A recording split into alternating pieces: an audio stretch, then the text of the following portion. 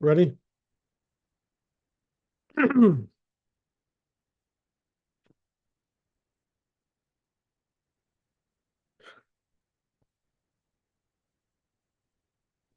Okay, so we're in the middle of chapter 36.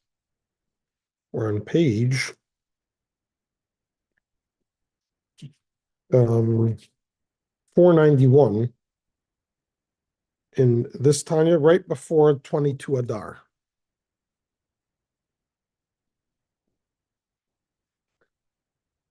One of the times that there was a great Chassidic master. His name was Reb Nachum of Chernobyl. He was one of the students, the colleagues of the Alter Rebbe. And during his travels, come this side of the world. We're on the northern hemisphere today. Yeah.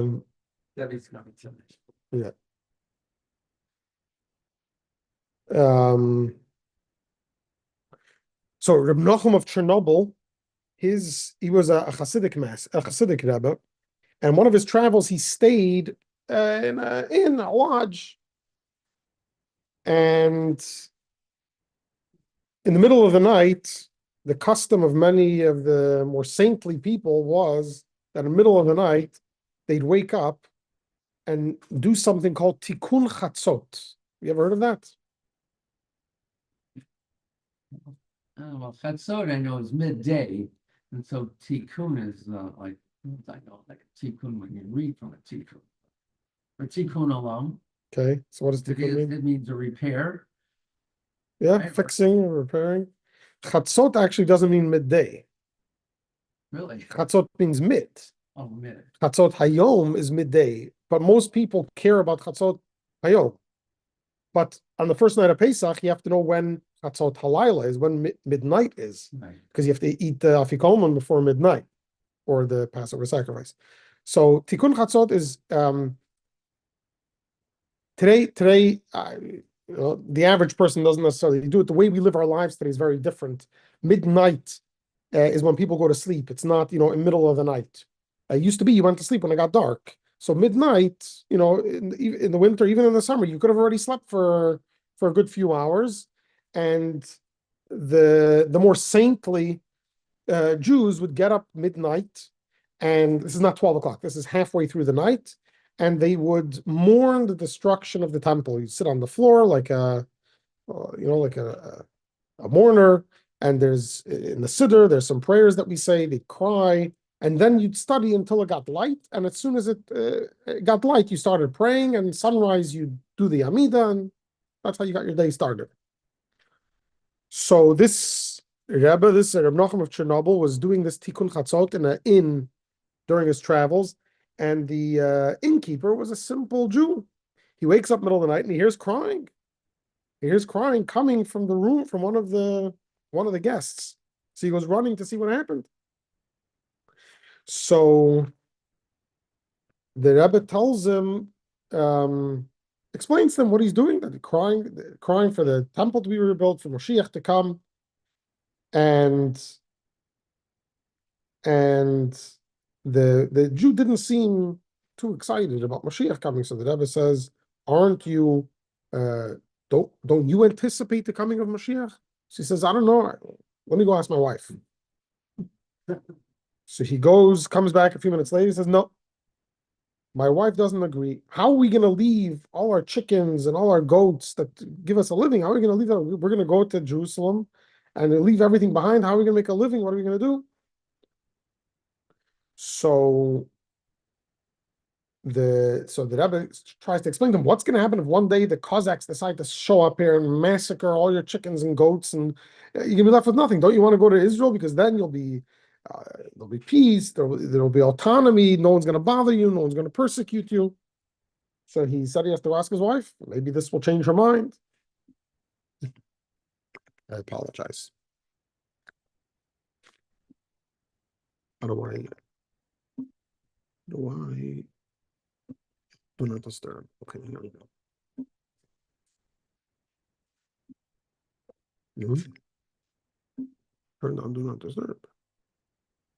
There we go. Okay. I have to ask my wife. Maybe she changed her mind. Comes back and he says, "My wife says, tell God to take the Cossacks and send them to Israel and leave us alone." Um, what's the point of the story? And I've heard this from people before. Life is very good here. What? Why should I look forward to Mashiach? It's just going to ruin everything I have. I have my house and my mortgage is paid off. I've got my kids and grandkids here. I got all my friends. What do I need the headache of Mashiach? So today we're going to discuss a little bit about the purpose of creation, the purpose of the world, what it leads to. Remember last week we finished off. How do we know when we get there? What are we working towards? So today we're going to talk about the purpose of everything, which is the coming of Mashiach. Anyone know approximately how many times during the prayers we mention Mashiach or ask for Mashiach? During the Amidah, lots. So in a regular weekday Amidah, there are 19 blessings. We ask for Mashiach in at least 8 of them in an explicit way. That's almost 50%, right? That's 3 times a day, at least. That's a couple thousand times a year, at least. Again, without all the other prayers, just the blessings in the Amidah. So we understand that Moshiach, and by the way, some of those blessings have to do with the resurrection. So we understand that this plays a central role in Judaism. Its centrality is expressed the most when Maimonides, who actually codifies, is the first one, really the only one, one of the only ones to codify all 613 commandments. He also has 13 principles, which he calls the principles of Judaism, So not 613, just 13 principles. And 2 of them are Moshiach. One is Moshiach, one is the resurrection. So Maimonides believes that Moshiach and the resurrection are fundamentals. You could believe in God, you could do every mitzvah. And if you're missing that belief, you're missing the fundamentals of Judaism. Why? Why is this so fundamental? Why is this so prominent? So, you know the song we sing Friday night, L'chadodi. So in there, one of the first passages we use the term Sof Ma'asa b'machshava tchila. You know what that means? Sof Ma'aseh is the end of what you're doing. Yeah. The first planned. Yeah. Oh, b'machshava tchila. Thought of. Machshava is thought. Masa is action. So the end of action is the beginning of thought. Or the end of action is in the beginning of thought. That's literally what it means. Literally, the meaning is, if you want to accomplish something, the only way to do it properly is by thinking about it first. If you want to execute a birthday party, you want to execute, you don't want to, you want to put on a wedding, yeah? The only way to do it is by thinking through it first. So the end of the action, in other words, the end product has to come with thought first. It has to be, has to have a forethought.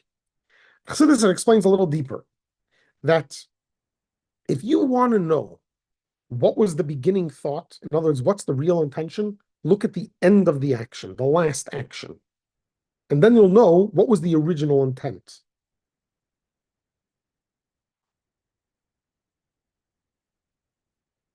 Yeah, then let's take a house. You build a house.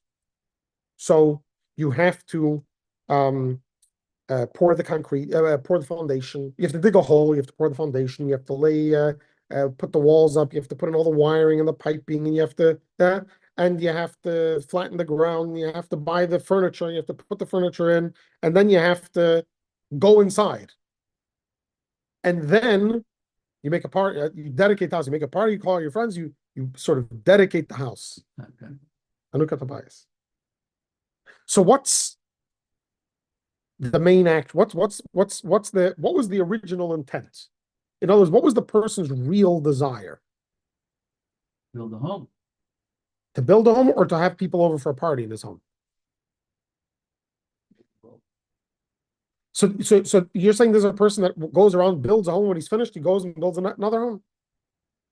For himself, I'm saying, not as a job. When you want to build yourself a home, you build a home, and you go through years of planning and execution. Finally, it's all ready to move in. You move in and you throw a party. Throwing the party isn't necessarily the thing, right? You could say you sleep on the bed for the first time, or you move in, but we're using a party just to define it with something. What was the real desire of the person? All the steps he did for the last 5 years, or throwing the party for his family and friends once he's living inside, or sleeping there for the first time? That's the real intent. Right. If the process, if you so you're saying if of course it's part of the. I said what's the real desire? What's the deep? In other words, if you could magically make this perfect house appear and move in and throw a party, you wouldn't do that?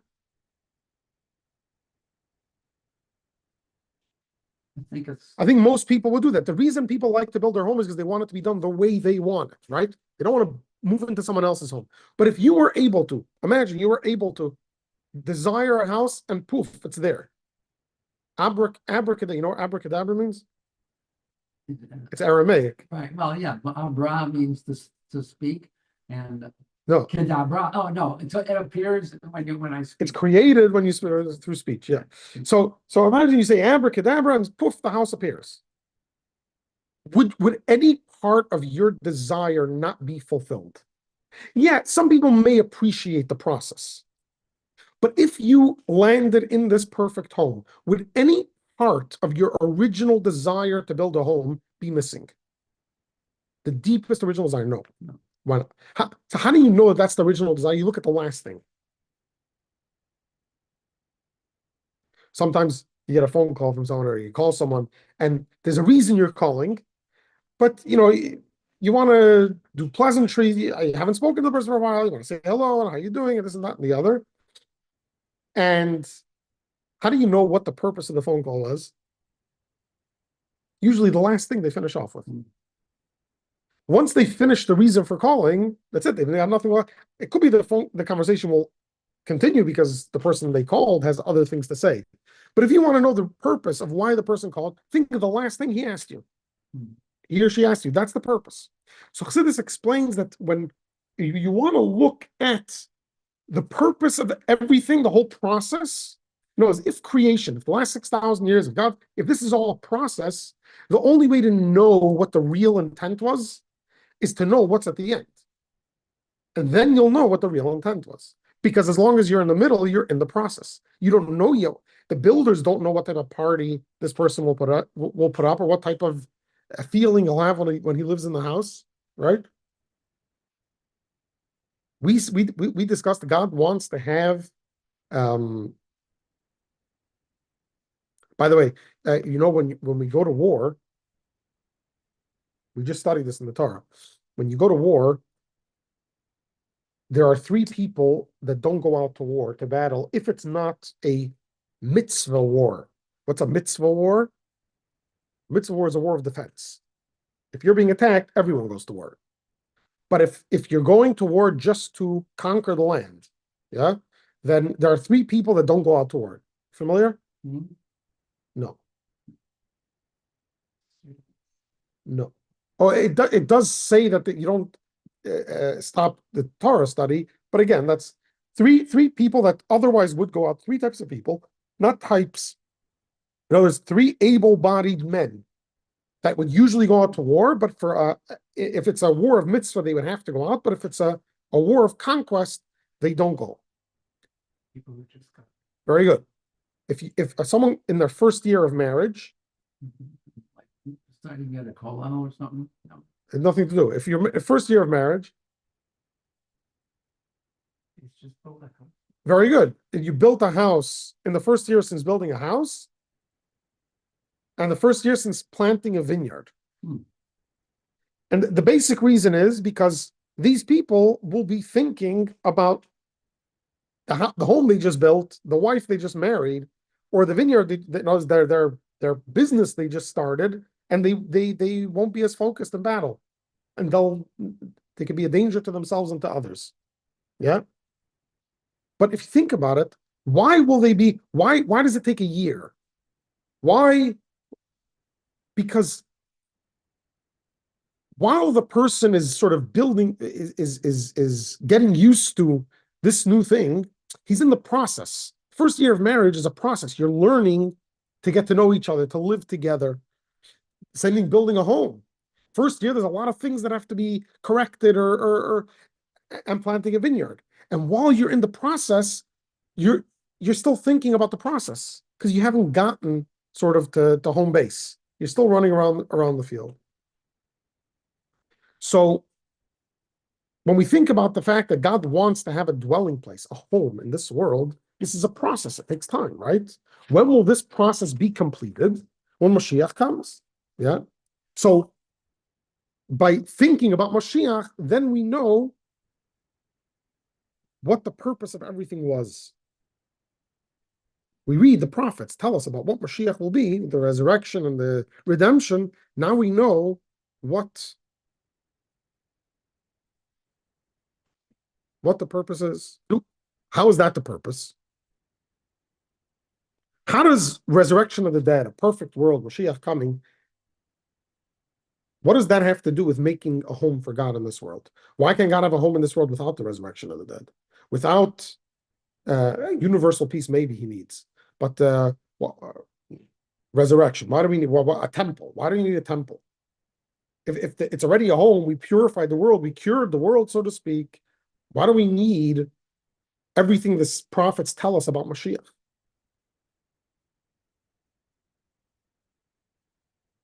So let's spend 2 minutes before we look at the text there. What do we know about Mashiach? I mean, what do we know here in our group about Mashiach? Not just about the person, but about the time period. Oh, time period. About the person, you mentioned about the person also, but yeah. Well, we know it's the bend of the. Okay, a person from the house of David.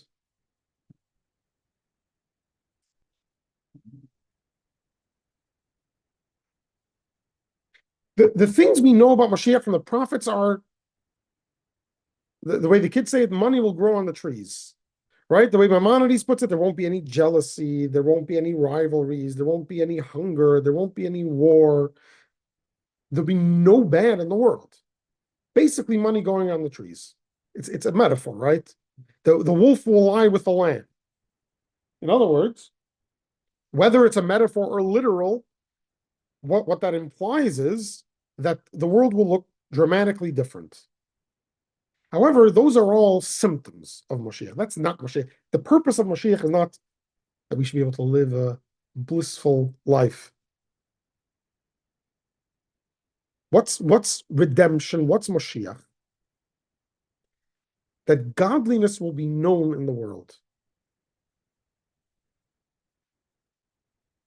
That's what we'll be thinking about. Today, ask any person, any scholar in their particular field.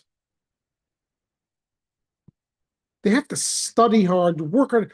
Most fields that you study for, they're not just obvious. You walk into the world and it's obvious to everyone. You've got to spend years studying about it. Whether it's medicine, law, philosophy, science, whatever, mathematics, whatever you're studying, there's a lot of effort because it's not obvious. Okay? You imagine the mathematician, the real mathematician is thinking to himself, what's utopia for him? When mathematics that he knows is just obvious to anyone, he doesn't have to explain to stupid people, right? To silly people, some even not such a deep concept of mathematics. What's utopia?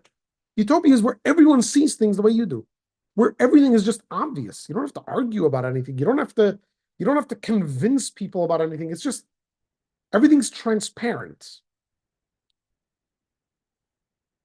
That's Mashiach. The world now is like we discussed the metaphor of the sun. It's like a curtain, right? It blocks the light of God. There's a lack of transparency in the world, and that affects everything in the world. Wisdom isn't transparent. Even very smart people don't necessarily have a lot of wisdom. Don't necessarily know a lot. They don't work hard, right? Everything is hidden in this world. Everything good is hidden in this world. The world conceals godliness. Mashiach is when the world becomes transparent again. It says the knowledge of God will fill the world like the water covers the seabed.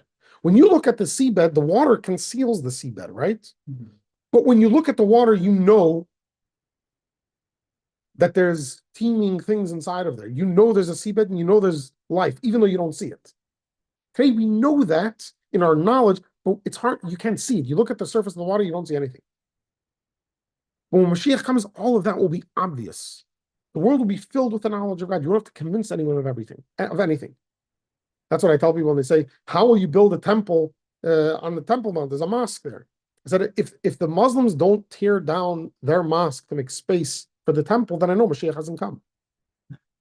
In other words, if they're not aware of the God that I'm aware of, then Mashiach by definition is the world is filled with the knowledge of God. There's identifiable proof of what Mashiach is. Yeah. Mm-hmm.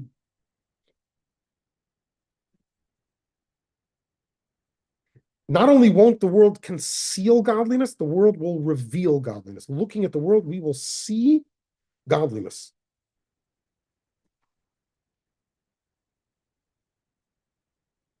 What about the resurrection? That's the world. Why does everyone that once was here have to come back? If you think about it, last chapter we discussed what's the purpose? Why does a person come down into this world? Why does a soul come down into this world?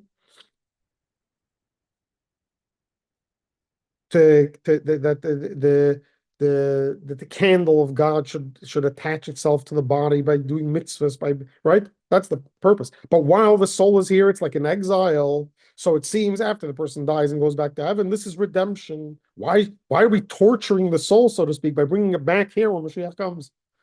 That seems to be torturing the soul. It's a what? It's a good version.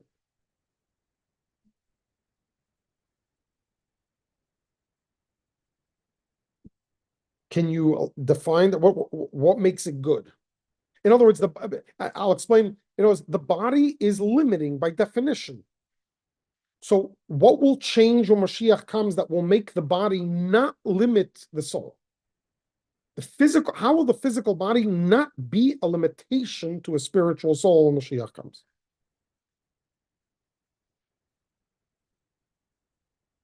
But that's the perfect world. In other words, the reason why the soul will come back is because the body at that time will not be a limitation. Why not? Why is the body a limitation to the soul? Because it's physical? Why should physical be a limitation to spiritual? God can be found everywhere. But because today the physical conceals God. But when Mashiach comes, if the physical will not just not conceal God, it will reveal God. So that it's not a distraction to the soul. On the contrary, they're on the same plane. And to a certain degree, the body will actually benefit the soul. It says when Mashiach comes, the female will surround the male, will provide. Today, the way it works it works like that in the physical world, but the reason is because in the spiritual worlds, the way it works is that there's a mashpia, a giver, and a receiver. Yeah, and biologically, that's the male is the giver. This is to create, right? To create a child. The male is the giver, the woman is the receiver. Yeah. Why is that? Because the way it works up there is that there's a seder, also there's a way of how things go. Yeah. The lower, so to speak, on the hierarchy, the reason the thing is lower is because it came from higher, right? The apple first falls further from the tree, the higher it comes from. So if today something is lower on the hierarchy, so to speak, in other words, the receiver by definition is lower than the lower, doesn't mean worse off, but in order to receive, you have to be a vessel under. If you're on top of the receiver, you're not going to get anything, right? But when Mashiach comes, it will be revealed the source, because nothing will conceal godliness anymore, and it will be revealed that the physical world actually comes from a higher place than the souls, because souls come from God. What does that mean? They come from God. They come from a part of God, so to speak, that's spiritual. The physical world, and this we'll discuss in the second part of Tanya, the physical world could have only been created from God's essence, not his expression. In other words, the physical world actually comes from a higher place than the souls, within God, a higher source within God than the souls. So now, today, because the soul sees the physical as concealing the spiritual, what does it want? Does it want to stay here or wants to go to heaven? Today, the soul wants to go to heaven because it feels more at home there. But when Mashiach comes, and godliness will be more revealed in this world than it is up there, because the physical is from a higher place and it will be revealed, then the soul will want to come back down here. Okay, let's read some text. Don't get too excited. We're not going to read much. It is known that the Messianic era, especially the period after the resurrection of the dead, is indeed the ultimate purpose and the fulfillment of the creation of this world. And it's for this purpose that this world was originally created.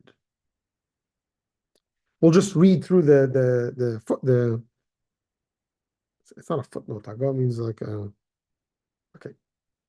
How do you say it's a note on the side of the thing, huh?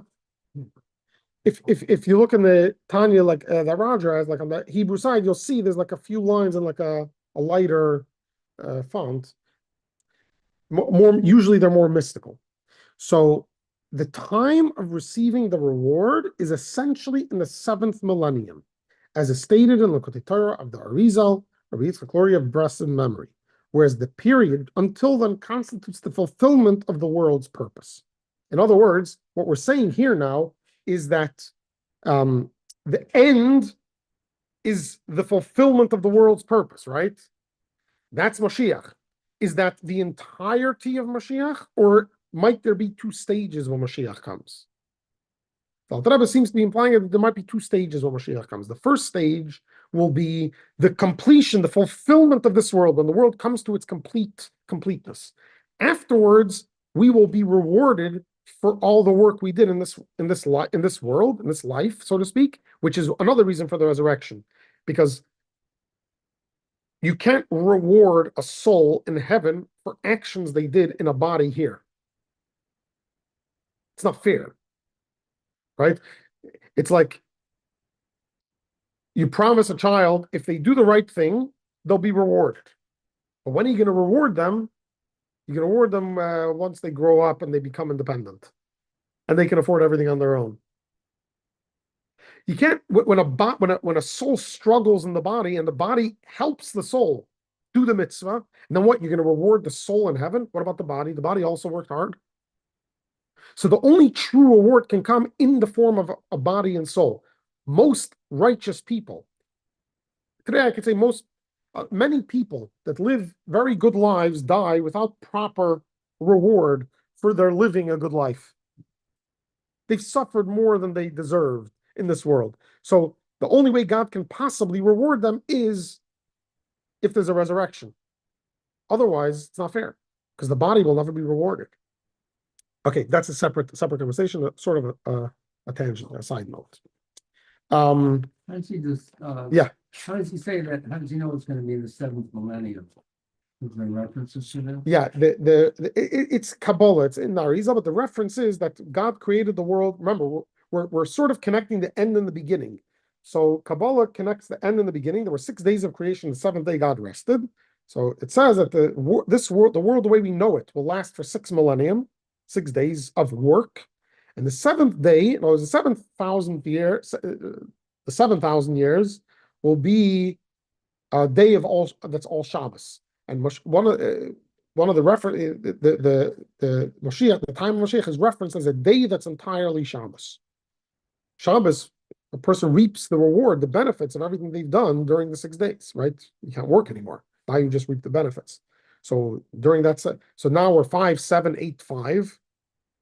So if you if you're not anticipating Mashiach coming today, God forbid, because Maimonides says you have to hope and pray Mashiach comes today, but in 225 years, so to speak, that's the deadline. By then, Mashiach has to have come already. Deadline or the beginning of the seventh month? Well, the deadline of Mashiach coming. The due date of Mashiach. The seventh millennium, because we're in the sixth millennium now. We're in the sixth. We're 5,000. We're 785 years into the sixth millennium. So we've got 215 years left. 15 years left. To the sixth millennium. So that's the beginning of the seventh millennium. That's the beginning, right? Six. Right. So yeah. So it says the first 2,000 years was 2,000 Shnei Alafim Tohu. The world was like chaotic because there was no Torah, there was no stability. Then there was 2,000 of Torah and 2,000 preparing for Mashiach. Since the destruction of the second temple, we're sort of getting ready for the final step. So it's like building on the sabbatical year. It's building on the sabbatical day. Sabbatical year builds on the sabbatical day probably also. It builds on the beginning, right? The end is in the beginning. 7 weeks, then the 7th year, and this is 7. End is in the beginning. Yeah. Okay. So why is it important? Why is it important to know all of this? One of the Hasidic rabbis was once asked, why is it important to learn Hasidus? When Mashiach comes, we're going to learn all this stuff.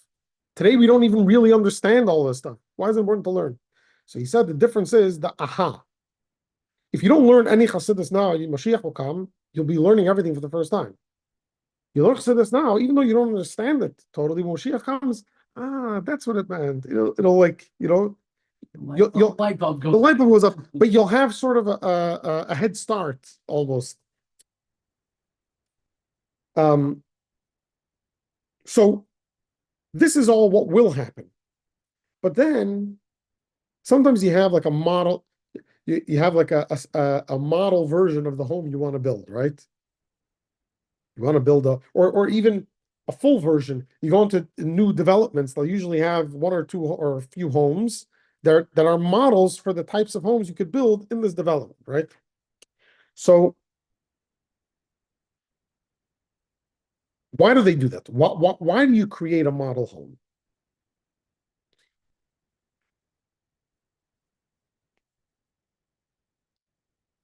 You want to sort of entice the person to buy it. That's why you're building it. If it wouldn't cause more people to buy the home, the company wouldn't waste the money doing it. If it's just to make your life easier to know what to choose, the company wouldn't care. But they know more people are likely to buy the homes if they can actually walk in and see it, right? Mm-hmm. They know there's a benefit from that. So even though the purpose of everything is when Mashiach comes, God gave us sort of a model version to experience to give us a taste of what will be so that we could look forward to that. So there was one time in history that God sort of made his dwelling place in this world, had a home here to give us a taste of what that would be like. Anyone knows when that was? When that time in history was that God made his dwelling place in this world? First temple. So although the first temple was called God's home, that was like a scaled version. That was when you came there, you were able to see God's. If you came there, you were able to see it, but it wasn't the whole world. It was just in that place. There was a time in history when the whole world experienced God's presence in a revealed way, in a Mashiach way. No, this world. So the giving of the Torah. How do we know by the giving of the Torah that this happened, this sort of the world experienced this. So we find this in the sound of Matan Torah, of the giving of the Torah. Anyone here knows a thing or two about sound? Shofar sound? No, like sound, make an event, and you have to. You have to be. It takes skill to have good sound in a building, in any venue, outdoor, indoor, different types of buildings, need different types of sounds, different systems. The speakers have to be facing different ways. Sound is a technique that you learn how to. What do we find interesting by the sound sign when God gave us the Torah?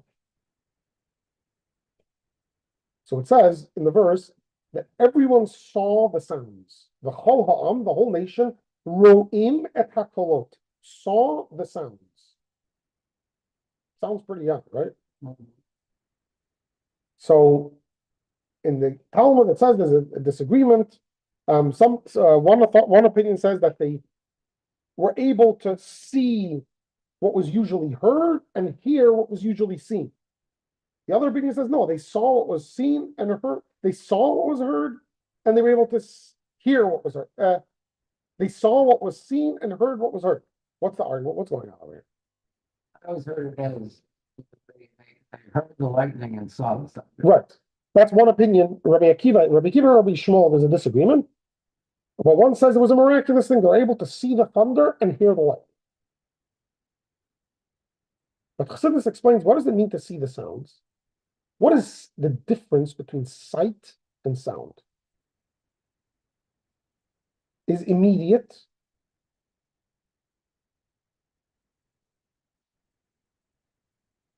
Less ambiguous, more concrete. In other words, when you hear something, you're not 100% sure what you heard.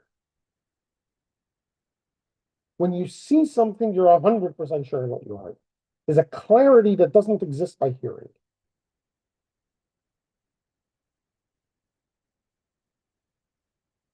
What did I just see? They say seeing is believing. Seeing is believing, but it's more than believing. Because even believing, the ultimate belief is one of seeing. When it's so clear to you, yeah?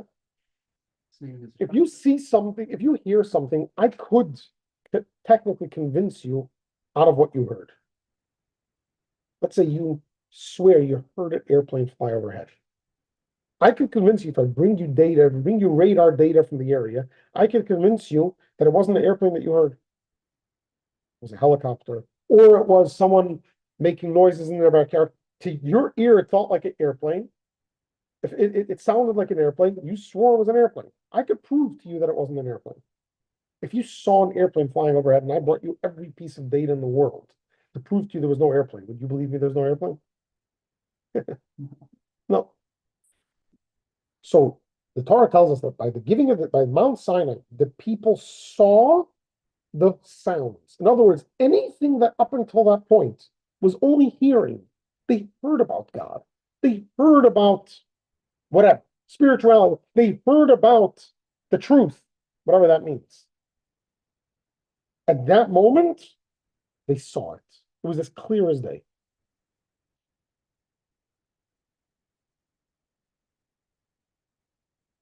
It would also mean like seeing and being like revealed.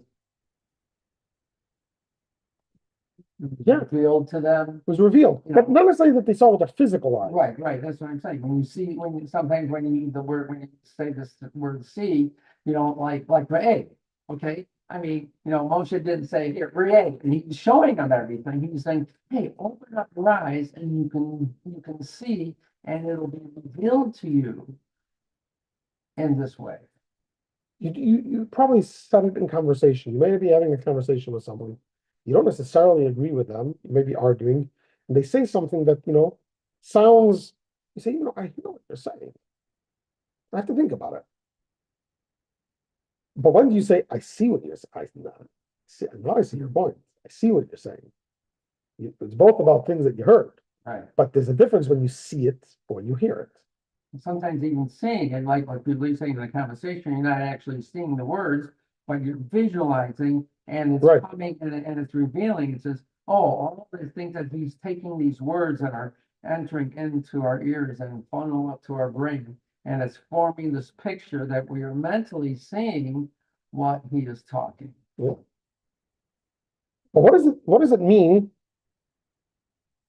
What does it mean? So the sages say that wherever they turned, they saw the voices. In other words, wherever they turned, they saw, they were able to see. There wasn't a place in the world, said by the giving of the Torah, there was no echo.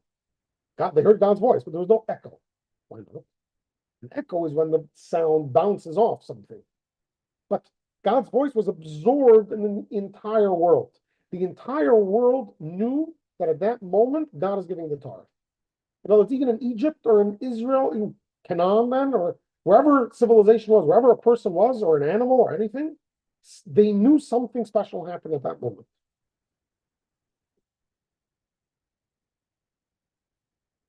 That's like what will happen when Mashiach comes. That wherever you turn, you will see godliness. You will see God's voice. In other words, you will see. What does it say in the Torah? That people saw that God was the only thing. There was nothing but God. What happens when you see there's nothing but God? You sort of lose yourself. And that's why it says when God gave us the Torah, everyone died. God had to revive them. All their souls left their bodies.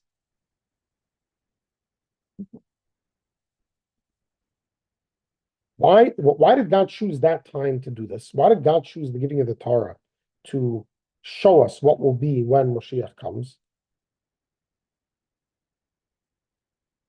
So it's not that God chose to do it at that time.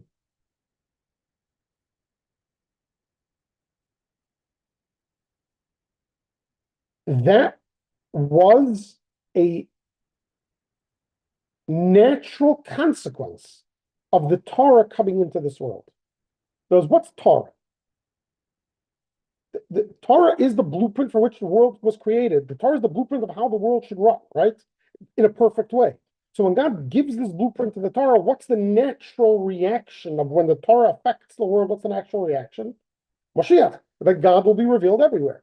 So even though it didn't happen yet then, but God was sort of giving us this gift. When you give someone a gift, you can either wrap it up blindly, but if you want to show them the gift, so even if they don't use it yet, but they can sort of see what's going to happen when you're explaining that God's giving them the Torah and showing them what the Torah is going to accomplish, part of that is that the world will become a godly place. Okay, let's do a little bit inside. And the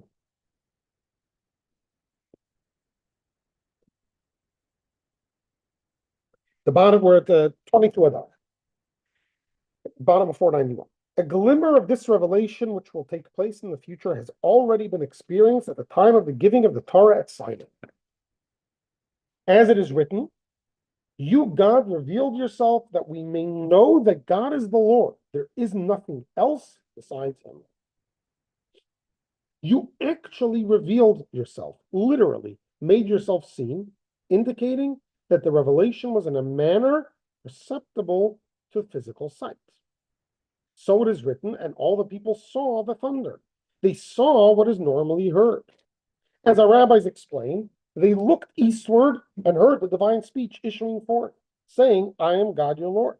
And so too, turning toward the 4 points of the compass and above and below, they heard the words coming from every direction. As explained also in Tikkunei Zohar, there was no place from which he did not speak to them. This was so because in the 10 Commandments, his blessed will was revealed. It was the beginning of his design. Since they, the 10 Commandments, comprise the entire Torah, which represents the inner aspect of his will and wisdom, where there is no concealment of the countenance whatsoever, right? The 10 Commandments encapsulate all the commandments, whether they be man and God, etc. So the 10 Commandments represent the Torah, which represents the inner will and wisdom of God, the inner will. as we say in our prayers, for in the light of your countenance, you gave us a Torah of life.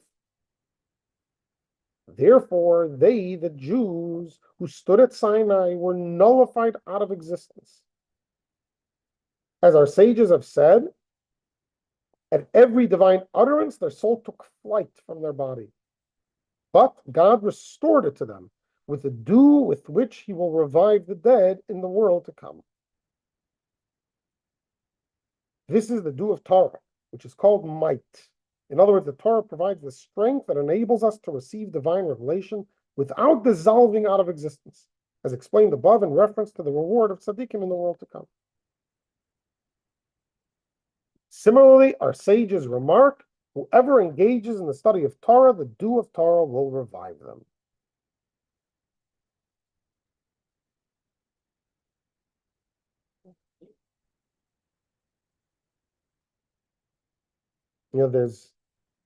So what happened?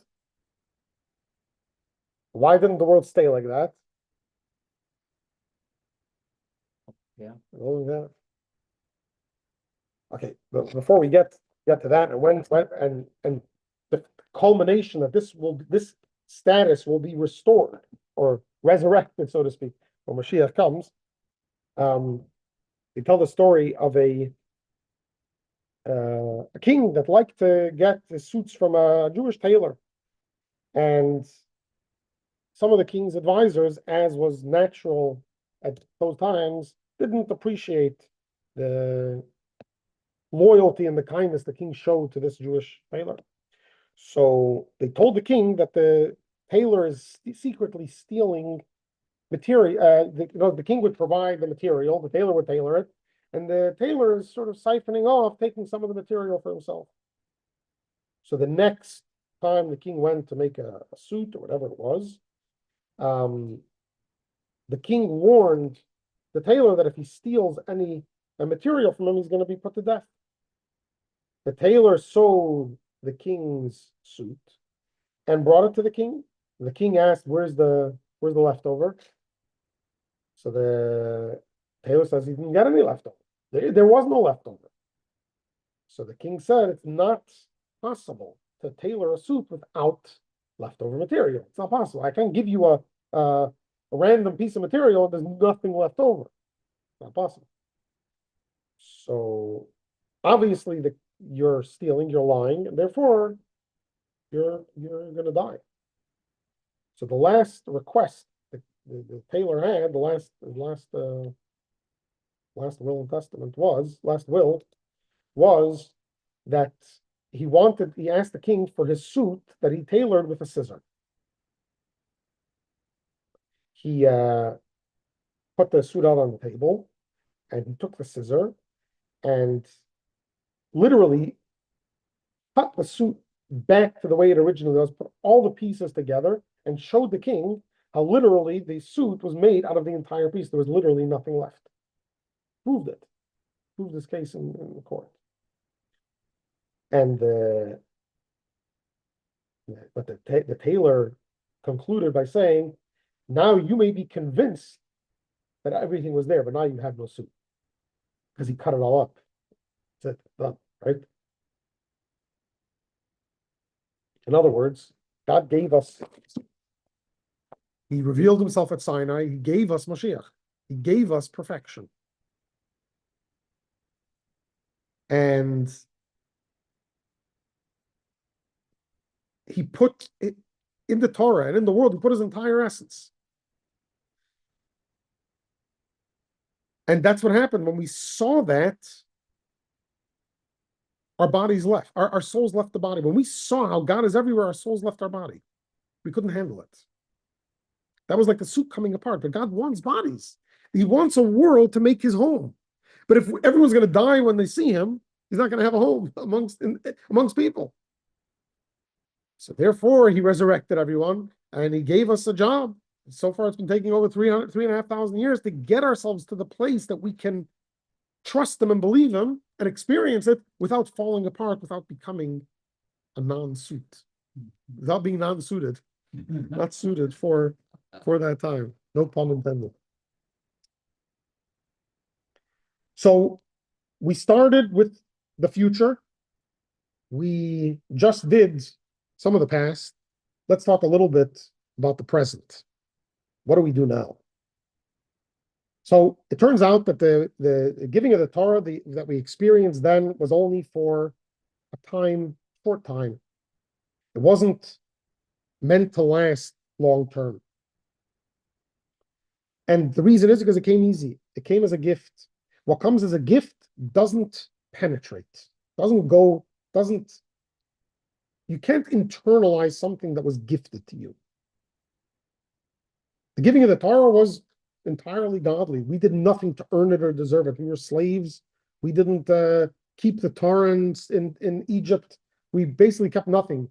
So much so that the angels were wondering why God's killing the Egyptians and saving the Jews. Said, everyone here worshipped idols. Why are you saving these people? What makes them different?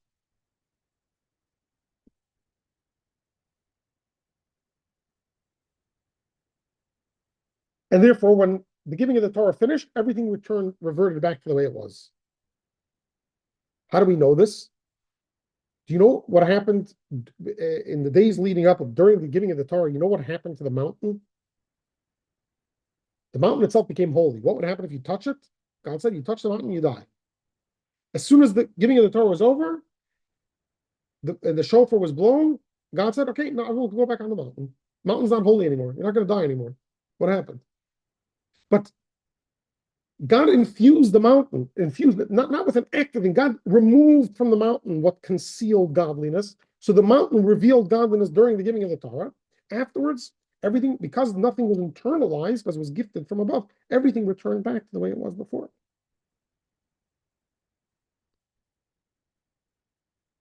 And that's what we have to do. That's our job, to take the Torah and bring it into the world, internalize it with the world.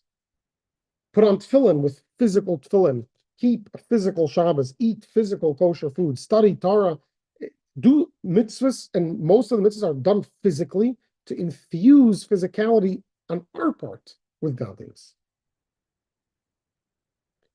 What about the rest of the world? Not just the Jew. This is the job of a Jew, right? That the Torah was given to a Jew. This is our job. What happens in this whole picture, then, now, and in the future, with someone who isn't Jewish? It seems like this whole thing revolves around the Jew, right? The Jew experience giving the Torah. We observe the Torah. We'll be rewarded at the end, and that's it. Everything else will disappear. What will happen with the rest of the world?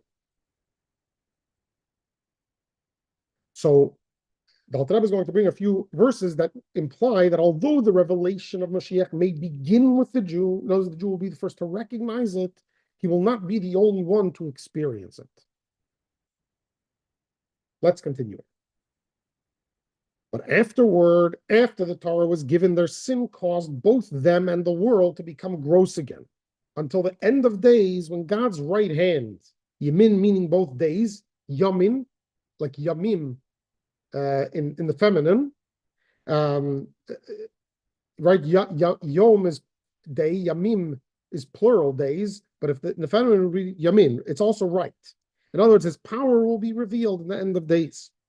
Then the dress of the body and of the world will be refined, and they will be able to receive the dross of the body and the world will be refined, and they will be able to receive the revelation of God's light that will shine forth over Israel by means of the Torah, which is called might. In other words, the light will shine to the rest of the world, to the rest of the people, the humans, and to the physical world itself. Through the superabundance of light which will shine upon the Jewish people, the darkness of the nations will also be lit up. As it is written, and nations will walk by the Jewish people's light. And it is also written that the nations will say to the Jewish people, house of Jacob, go, and we will walk along by the light of God. And again, and the glory of God shall be revealed, and all flesh will see. Not the soul, not the mind, the flesh will see God.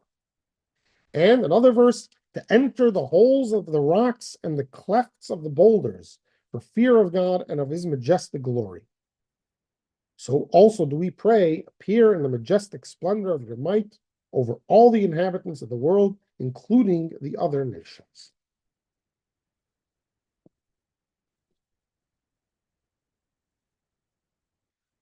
So Mashiach comes, he's gonna come to the Jewish people first. And we'll recognize them, and then once the other nations recognize that the Jews recognize Mashiach, they'll come I don't along. know how it's gonna look. How, I I don't know. don't know if it'll be a split second or it'll, Yeah. it's gonna be a spiritual thing. So how do you quantify Right. that? I don't know how to quantify it. Well, we were talking about being a process from the beginning to the end. And so maybe that's it. Maybe when here comes, we'll recognize it. They say that if you're in the middle of something and Mashiach comes, you're supposed to stop it and follow him, or except one instance, I forget which one it is. Is it you're studying or something? No. Question for you. Yeah. Talk about might. When we say the Shema, I mean we have to, we say me'odecha. That's Yeah. not related to oaths, is it? But No. we interpret that as all your might. Right. Well, it's a connection Might- between oaths and me'odecha. Huh? Right. In the translation, Oz means strength, like might. Me'odecha is your whole. Well, so Rashi translates it means with all your money. Right. Me'od means more, right? Does it come from the word that? Me'od very much. It means, but it's more than your heart and soul. What's more than your heart and soul? Your essence.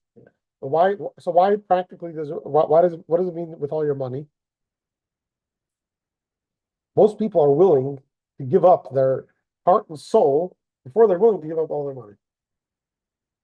In other words, it's harder for the person sometimes to dedicate their heart and soul to something than to dedicate all their money to something. It's a Jack Benny philosophy. Right? You know, and when the robber came to, The money of your life? he was holding him up and it says, he's got a gun to him. And it says, your money or your life. Yeah. And it says again, your money or your life. It says, I'm thinking. So before I tell you a joke I recently heard along those lines, let's just conclude over here. A short, cute story that I once heard. There was, there used to be the local squires, the local landlords. They had a mushke, a Jewish tenant that would run the local inn. In Europe, this was common. Anyhow, so this moshka, you have to pay. You get on the landlord, on the governor's good side. So he invited him for the Pesach Seder one year. Okay, he comes to the Seder, he's enjoying it. It's really nice. At the end of the Seder, they all say, "Shana Baba Yerushalayim," next year in Jerusalem. So the poet says, "What's this about?" So he tells him, "Oh, Mashiach, and we're going to all go to Jerusalem." He's like, "Okay, but you better give me a 30-day notice that you're going to go, and then I'll give you gifts. I'll say goodbye, But okay, the year passes, Mashiach doesn't come. He invites him to the Seder again, and again they get to the end of the Seder. They say, "Lashana Baba Yerushalayim." The governor is like, "What's going on?" So he's like, "Well, apparently Mashiach didn't come last year, but hopefully he'll come this year." The poet reminds him of the deal that he has to let him know 30 days before. The next year it's coming to Pesach. Mashiach hasn't come yet. He invites the governor again, and the Jew turns to God and says, us Jews, maybe we didn't deserve Mashiach this year, maybe we didn't earn it, but it's an embarrassment for the governor. You're not going to bring Mashiach. You're going to embarrass yourself in front of the non-Jews. For us, we get you. We understand. But in front of the non-Jews, it's not going to be accepted, so to speak. So we know where we're headed, what the purpose is, when it's going to happen. It was just to make the world a dwelling place for God. It's going to happen when Mashiach comes. And how do we make that happen? And who is involved in this process? That we'll learn the next chapter. God willing, we will resume the last Wednesday in October. Yeah, it'll be October 30th, God willing.